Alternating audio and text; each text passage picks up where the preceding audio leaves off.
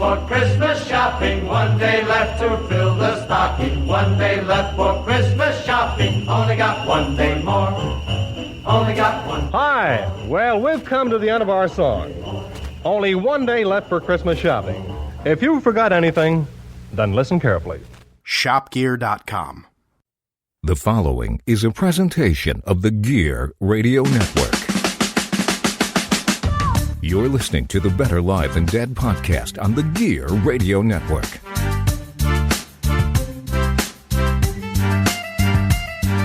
And with that, we welcome you to Better Live Than Dead, the podcast powered by Better Live Than Dead and the Gear Radio Network. This is episode 160. 160. That's beautiful. I always like the nice round numbers. It always makes things look a little prettier. You know what? 100%. I was going to think you had no comment there. It's NFL Week 16 cast.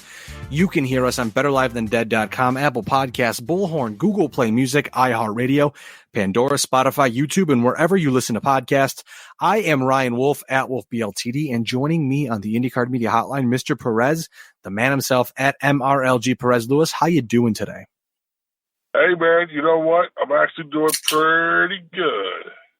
2 days before Christmas, you can't complain, right? That's right. Can't complain.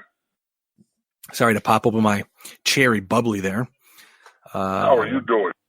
I'm doing well, man. It's like I said, 2 days before Christmas. Got a lot of happenings going on. This is kind of the last of the Mohegans, if you will. Kind of get to finally relax after this and take a load off for a couple minutes because I've been running around buying gifts, getting things ready, going to family parties, going to see people. I love it all. Don't get me wrong, but I'm beat up. I'm tired. Hey, man, that's what happens around this time of year. It does. Thank God for doctor prescribed medication. I don't have any of those, but I understand people need them, and I'm glad you got them. Hey, sometimes a good antidepressant medication will get you through the dog days of the winter. I mean, winter just started 2 days ago, but either way, I'm happy. Thank the good Lord for Zoloft. We can say winter started 2 days ago because technically, via the calendar and the winter solstice, it did. But we've had more snow. Are you a weather truther? Than any other December in a long time. Like we've already eclipsed almost 22 inches of snow. The big chunks of snow, and then it just melts, which is what we've kind of seen. But, Lewis, week 16, come and gone. Playoff berths have been locked up. We're 1 week away, 1 week of games away, week 17 from the postseason. I'm pretty lit up about that one, man. Yeah, man, I'm excited. I always like the playoffs. It's kind of sad because then it also means that football is almost over. Don't you mean it means that the Dallas Cowboys season will be over? Well, there's that too, So, well, hey, good. Lewis. Speaking, Lewis, because I don't want to get you too hot yet, and I'm sorry to cut you off, but I mentioned the Cowboys. I want to start with the Cowboys, if that's cool with you. Yeah. Beautiful. Absolutely. Three big things brought to you by FortunePhoto.com. First off, Cowboys. In this economy, damn, Dallas, they fall to Philadelphia 17-9. Lewis, let me run through this real quick because I want to get your thoughts on a specific tweet I saw. First off, Dallas quite possibly played themselves out of the playoffs with this loss. They controlled their destiny going in. Now they no longer control their own destiny. Dak Prescott was 25 of 44 for 265 yards, no touchdowns, no interceptions, one rush for 7 yards.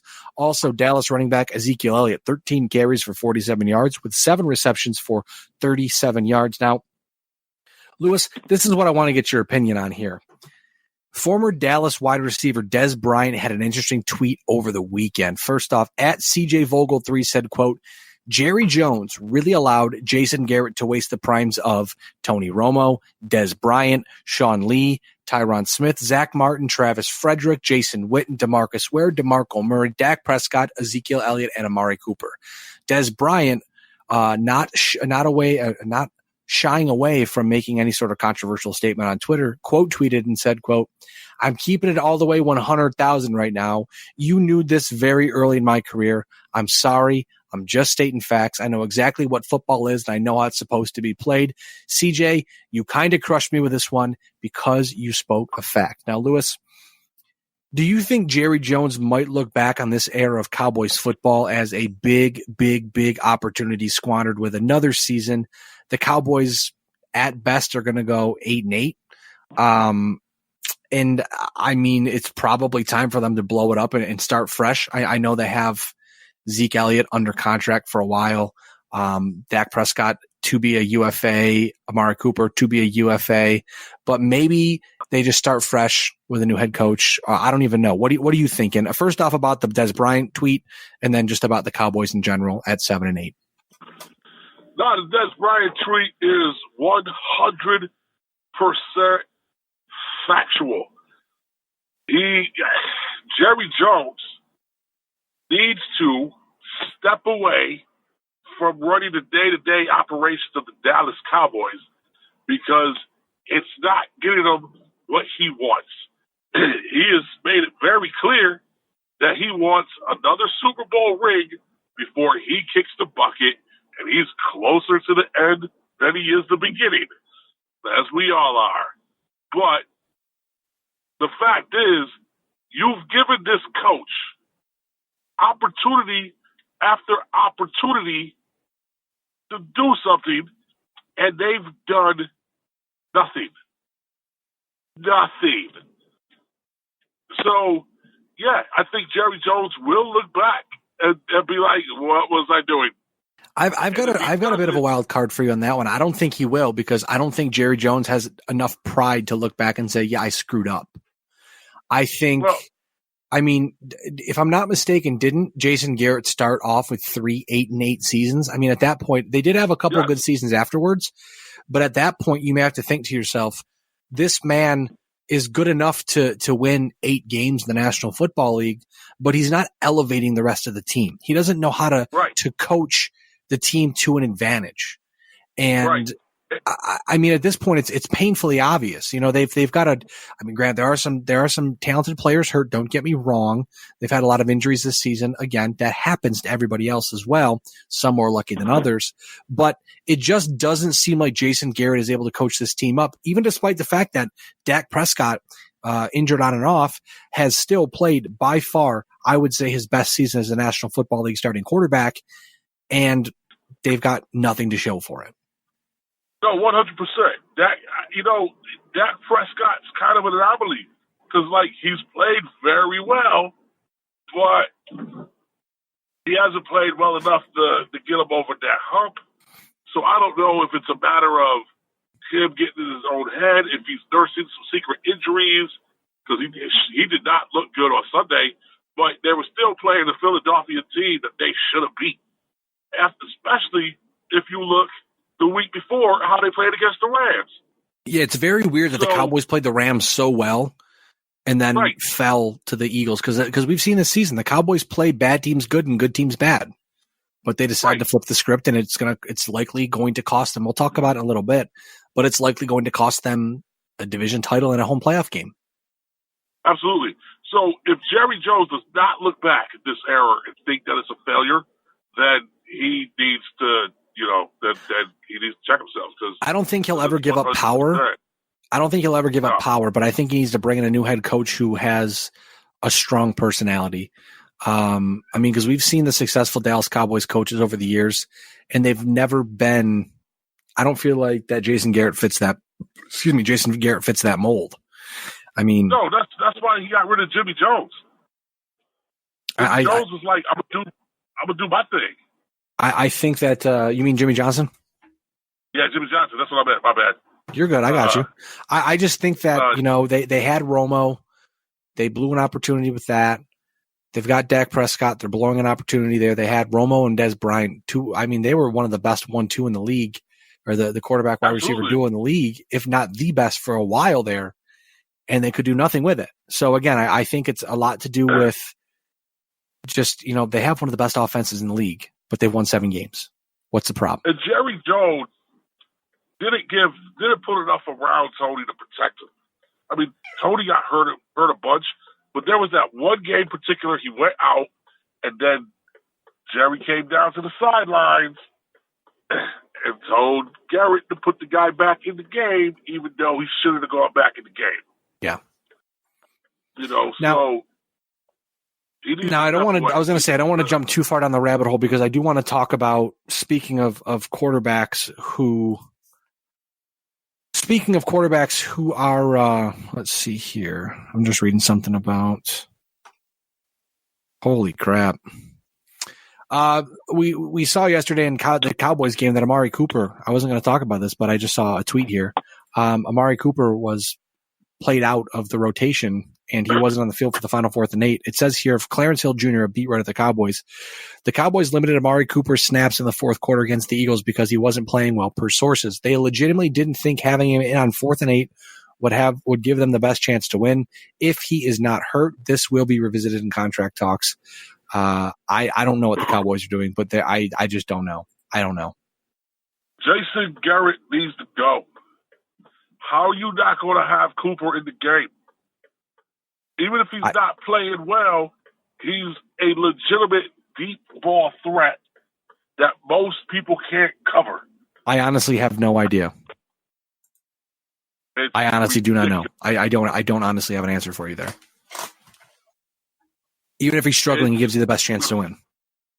Oh, 100%. 100%. Now to transition, because there's a very interesting quarterback that I want to talk about. Speaking of giving you the best chance to win, moving over to our second of the 3 big things this week, the Week 16 rewind. Looking at Houston. Houston defeats Tampa 23-20. But Lewis, that's not what I'm focused on here. I'm focusing on Tampa quarterback Jameis Winston. We've talked about him before. He was 25 for 48, 335 yards, 1 touchdown, but he threw 4 interceptions. He also had 2 rushes for 16 yards. Now Winston leads the NFL with 4,908 passing yards. He's second with 31 touchdowns, but he also is dead last with 28 interceptions. Now, Winston is an unrestricted free agent after this season. Would you want to bet that Winston can cut down those turnovers in exchange for more victories? Granted, 28 picks, and they are, I believe, there's a potential. They're 7-8 right now, so they could finish 8-8, despite the fact that he has that many turnovers just at his position alone. Would you bet on Jameis Winston if you were a GM out there looking to pick up a quarterback? It'd be a tough one. He's a good quarterback. I just don't know if he can turn down, get rid of those turnovers. He's a turnover machine. He does have the best weapons possible out there. He's got Chris Godwin, he's got Mike Evans, he's got OJ Howard. He's got I know he's got like Ronald Jones in the backfield. I can't remember the other running back that they have there, but I wonder if they put a better offensive line around him and give him a little more time, if that decision making improves just a little. I don't think you'll ever be able to get less than a double-digit interception season out of him. But say Jameis Winston throws 31 touchdowns and 18 interceptions or 15 interceptions or 10 interceptions, you're probably winning a lot more football games. Oh, 100%. And Bruce Arians' offense has benefited Jameis Winston very much. That's for sure. Yeah, absolutely. However, when you have those type of deep threats and you're still not getting it done, yeah. There's a lot more questions than answers for sure when it comes to turnovers. Now, moving over to New England, I would bring him onto my team, but I would not pay him top dollar. That's fair. You're probably going to have to, but that's fair. I understand that logic for sure. Moving over to New England, Lewis. They defeat Buffalo 24-17. New England clinches their 11th straight AFC East title. Atlanta defeats Jacksonville 24-12. The story here, Atlanta wide receiver Julio Jones, the fastest player in NFL history to reach 12,000 receiving yards. He did it in 125 games. The previous fastest was Jerry Rice, who did it in 142 games. Jones is roughly a season ahead of Rice's record pace, which ended up being 22,895 yards for a career. Now, if Jones averages 94 yards a game this season, that would mean he would end up likely around 1,410 yards this season, which would put him at roughly 12,141 yards. Jones would then need to average 1,349 yards per season, which would then keep him at his current pace of about 7.97 more seasons to eclipse Jerry Rice's all-time receiving record. Now, Lewis, Julio Jones is currently 30 years old. He would need to play at least until 38 if he keeps up his current pace. Do you think Julio Jones can keep up the record pace and beat Jerry Rice's all-time receiving yard record? If he can stay healthy, I think he can. He's an absolute monster. He's got phenomenal hands. I absolutely do think he can do it if he can stay healthy. I don't disagree. I mean, there's even a stretch of games. He only played 5 games one season. I mean, Julio Jones is a game changer. He's unreal.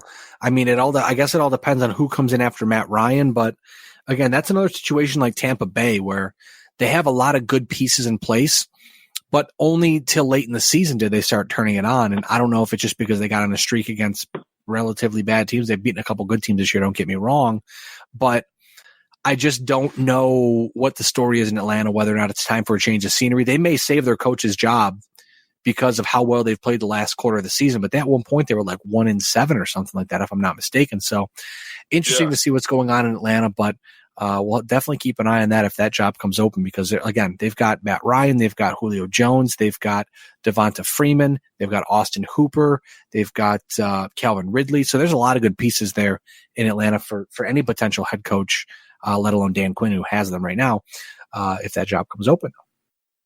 I agree. Now, Baltimore defeats Cleveland 31-15. Baltimore clinches the top seed in the AFC with their 11th straight win.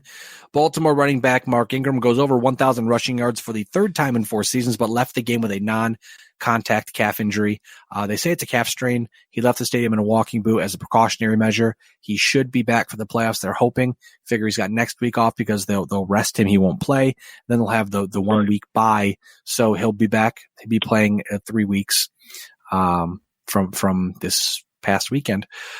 With that being said, I want to move over to Miami now. There's 2 big things that happen in Miami on Sunday, Lewis. Miami defeats Cincinnati 38-35 in overtime. Ryan Fitzpatrick does it again. He sets a quarterback record. He's the first quarterback in NFL history to throw 4 touchdowns in a single game for 5 different franchises. So that's pretty neat. I mean, you got to be good with a bunch of different teams to make that record happen. True story. Also, this is what I want to ask you about, Lewis. Cincinnati clinches the first overall pick in the 2020 NFL draft. They are now 1-14.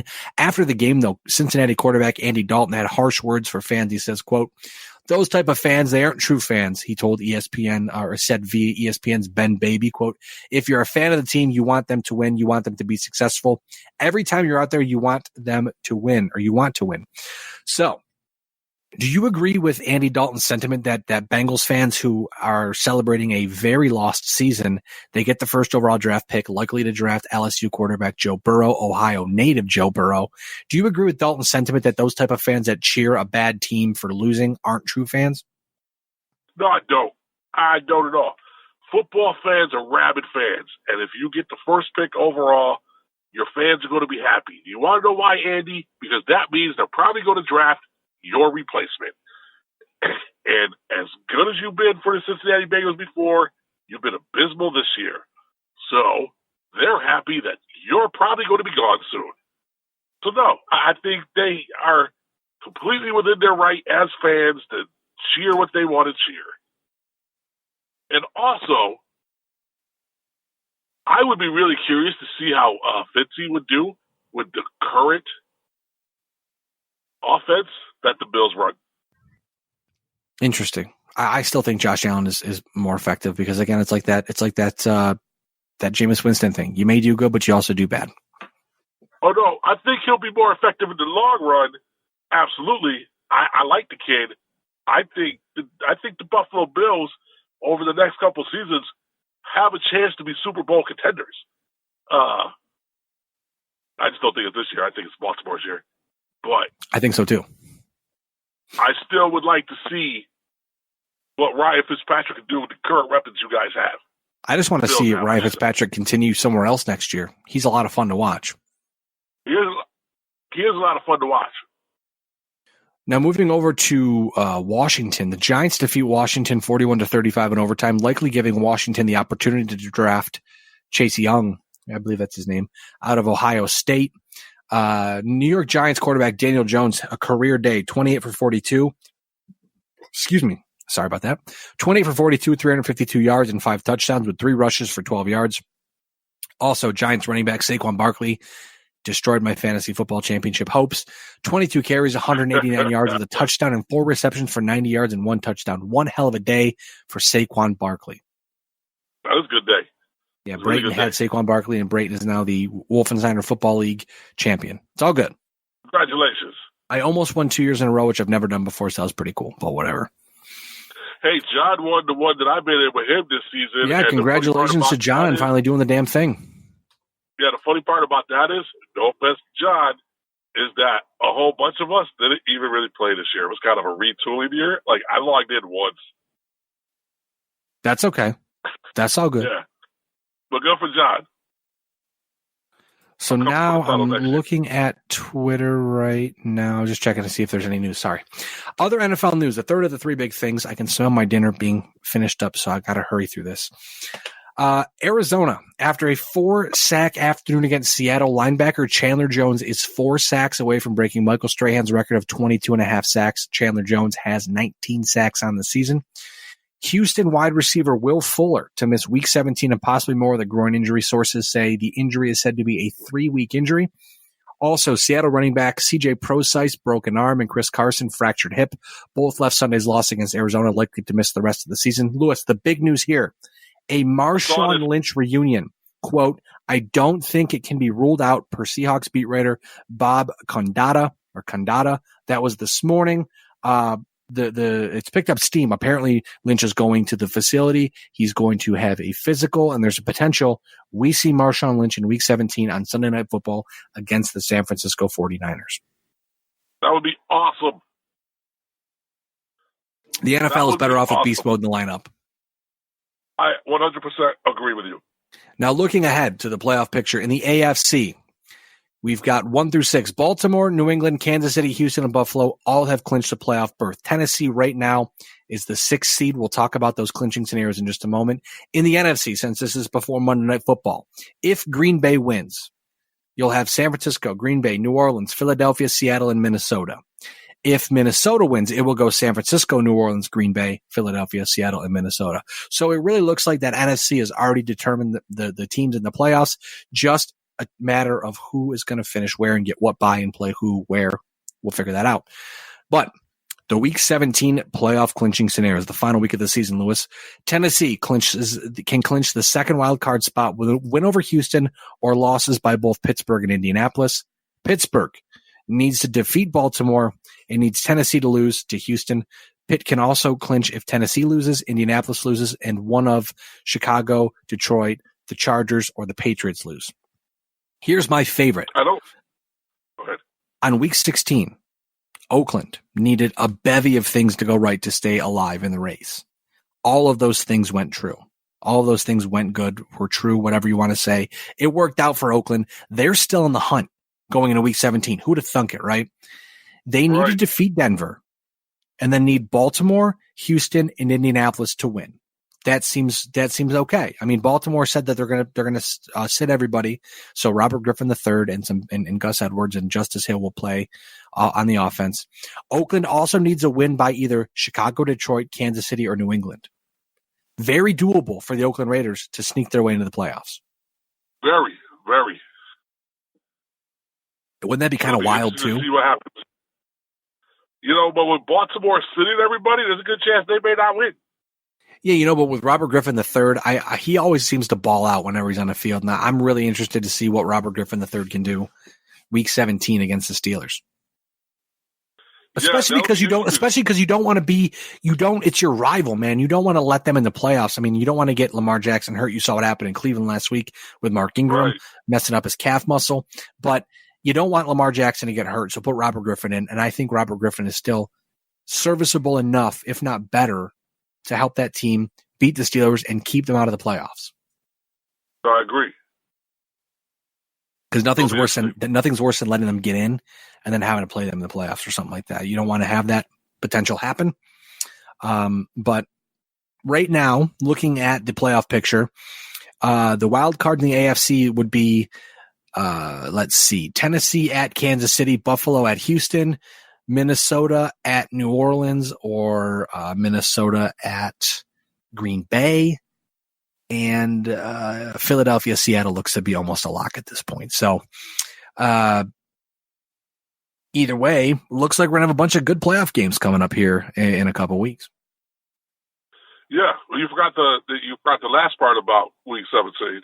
I haven't got there yet. I have not got there yet. Ah, my bad. Philadelphia can clinch the NFC East with a win against the Giants or a Dallas loss to Washington. Which, if Philadelphia wins or Dallas wins, whoever plays Seattle, good luck. Yeah, no, that's a true story. That is a 100% true story. Well, and you know what? Actually, I actually missed one thing. One thing I did miss.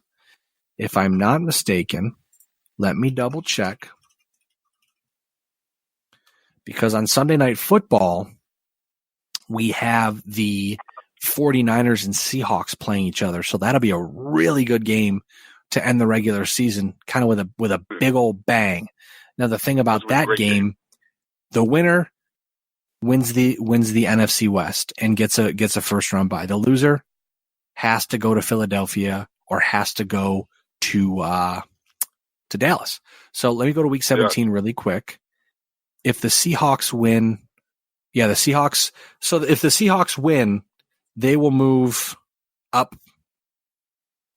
They won't get a bye, but they'll move up and they'll win the division. If the 49ers win, they not only win the division, but they will clinch the first seed, I believe. Yes, it looks like they'd clinch the first seed because they'd be tied with the Saints, but have a better conference record. So lots on the line on Sunday Night Football. I didn't run down games to watch because it's kind of hard. But again, obviously keep an eye on the Steelers, keep an eye on the Titans or Raiders. And then in the NFC, honestly, just pay attention to the Seahawks and the 49ers. Yeah, it's going to be an interesting Week 7. I'm looking forward to it. I mean, I'm ready for the playoffs, but I'm also very ready to have some weird stuff happen in Week 17. Absolutely, 100%.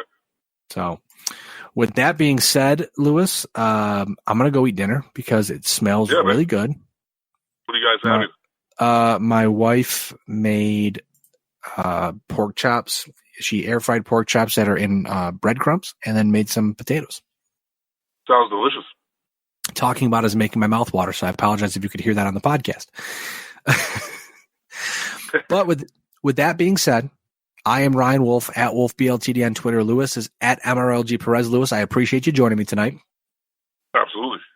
We want to wish everybody out there a safe and happy holiday. With Christmas coming up, Hanukkah's already happening. Christmas is coming up. Whatever you may celebrate, happy holidays from all of us at Better Live Than Dead. And Lewis, hey, before we end, I just want to tout something real quick. Oh, sure. So the teaser trailer of Rise of the Last Dragon, which is the animated series where I'm voicing a character, has been released. It's a 7-minute teaser trailer.